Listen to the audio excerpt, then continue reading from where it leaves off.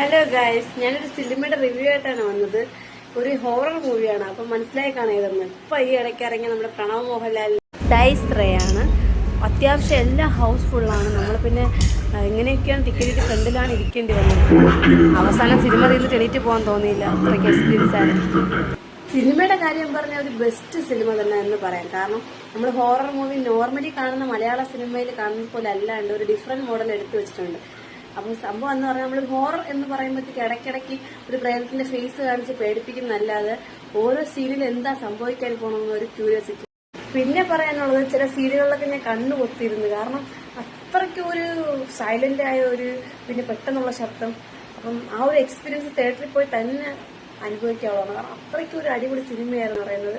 പ്രണവ് മോഹൻലാലിന്റെ അഭിനയം പക്കയായിരുന്നു, അടിപൊളിയായിരുന്നു. പ്രതീക്ഷിക്കാത്ത പിന്നെ ട്വിസ്റ്റ് അങ്ങനെ പല കാര്യങ്ങളുണ്ട്. അപ്പൊ സിനിമ തിയേറ്ററിൽ പോയി തന്നെ കാണണേ.